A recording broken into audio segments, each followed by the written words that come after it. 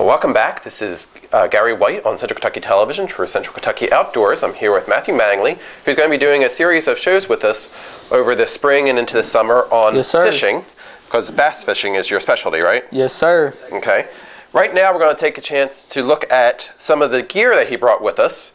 These are just, I think you have 3 here of how many rods and reels do you have? Personally, I have around 10, to be honest with you, and it's like, a lot of people compare them to golf clubs. They all got their specific applications and their different techniques and things like that.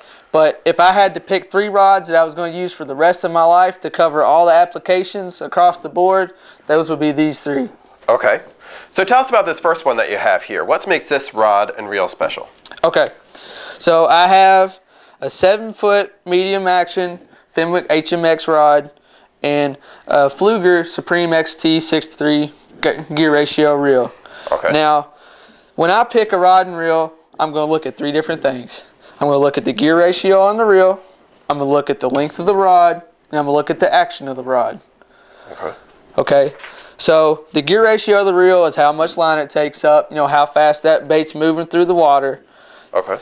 The action of the rod is going to be how limber it is, how much parabolic bend it's got, how flexible it is, how much wiggle it's got. Okay. And then the length of it is the length. But there's a couple of things about it. Okay. It's just not the length.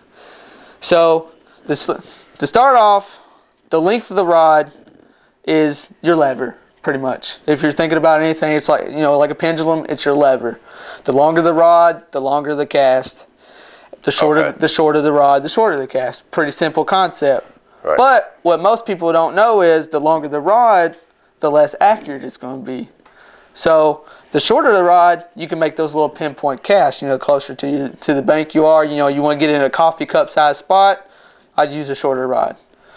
I have a 7-foot medium here because this is what I use crankbaits and spinner baits with, top waters, things like that. Things with treble hooks and things that's going to be moving targets for the bass.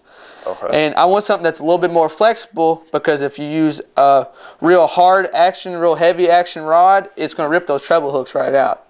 You want something that's got the parabolic bend and the flexible tip to where it won't rip those treble hooks out when that fish makes the surge underneath of the boat. So that's kind of why I use the medium.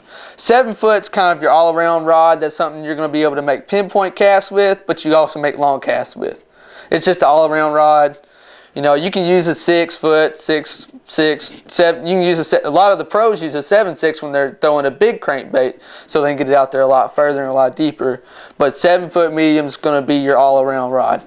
Now, what kind of weight of fish would this be safe for? Up to what weight?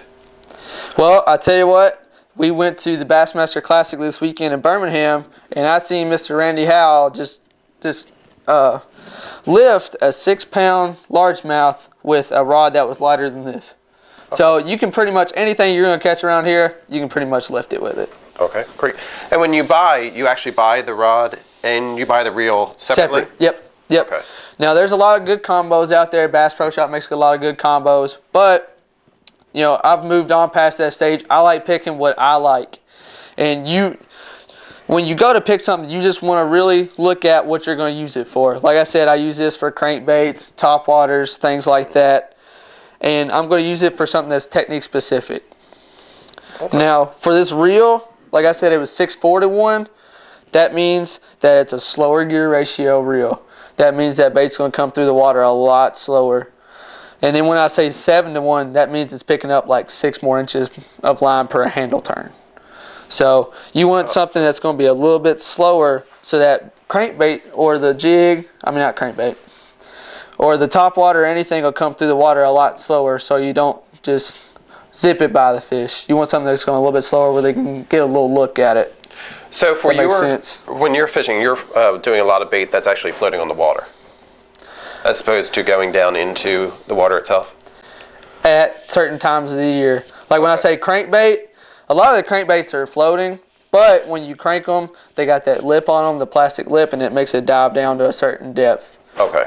And the top waters, what I'm talking about is like the Zara Spooks, the Flukes, and things like that, and you walk the dog with them across the top of water. And I'll demonstrate that later on in the year.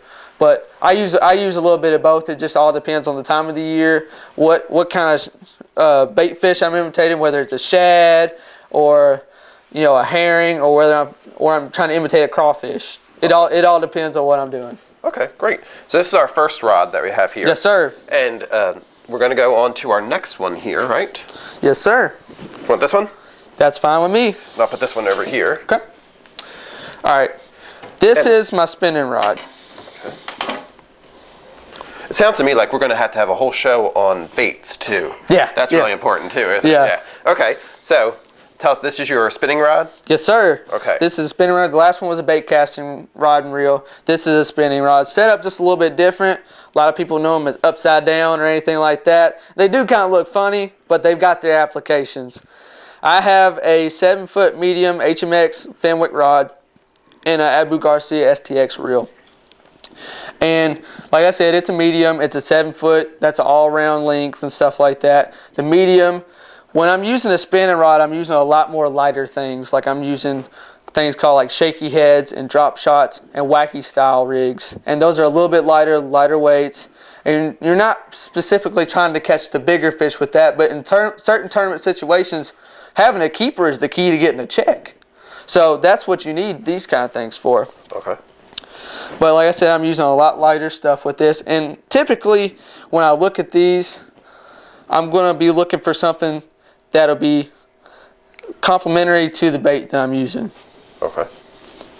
And I'm going to use a lot lighter line. Like the bait casting reels, I'd use between 12 and 17, depending on whether I'm using something slow moving or something fast.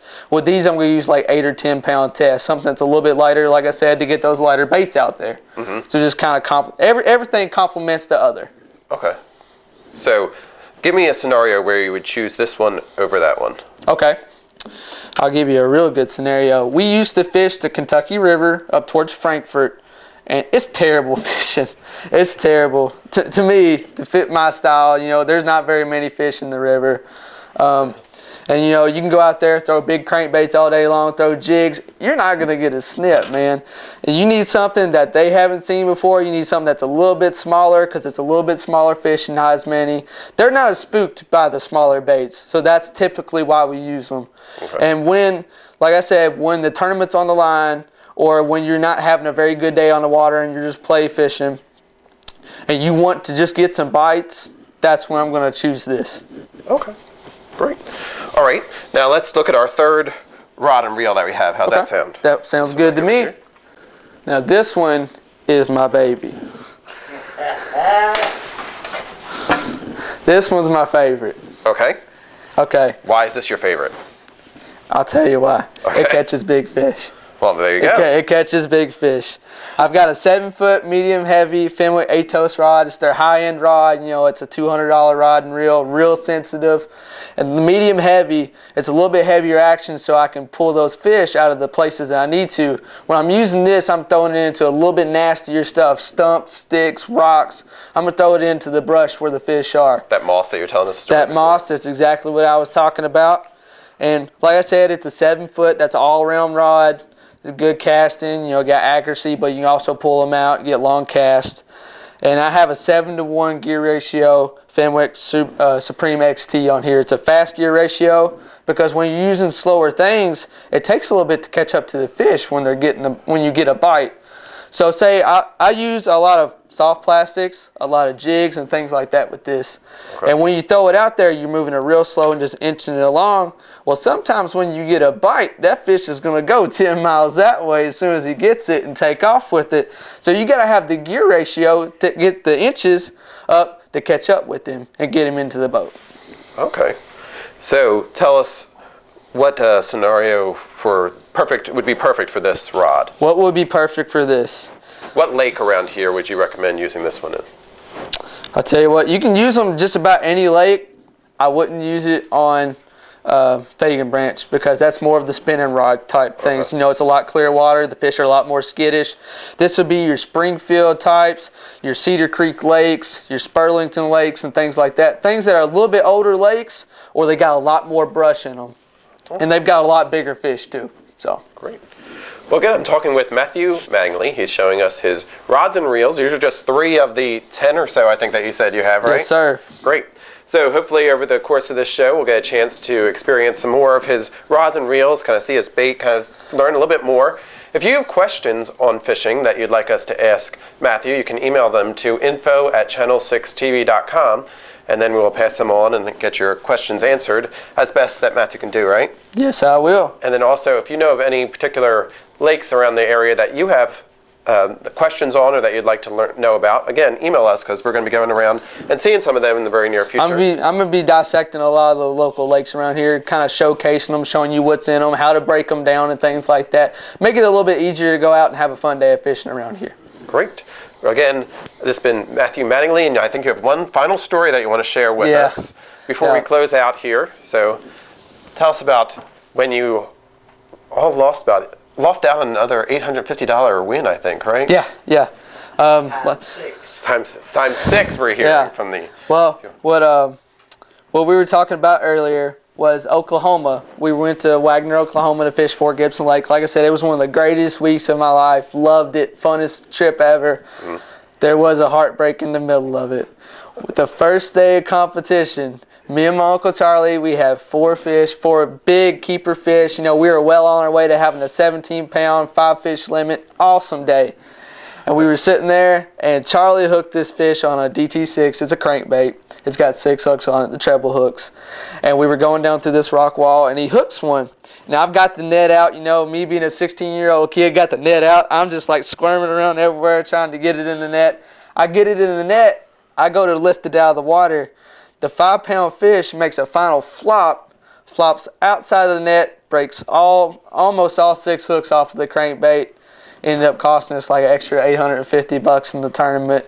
I sat down in the middle of the boat. I almost cried. My Uncle Charlie come over there, put his arm around me like this and picked me up, said, man, you got to get right back at it. And like I said, we stayed focused and got 3rd in the world. So, I mean, it was a great experience, but just a heartbreak in the middle of it. Right. It ended up well. Yeah, I had a good time. Great.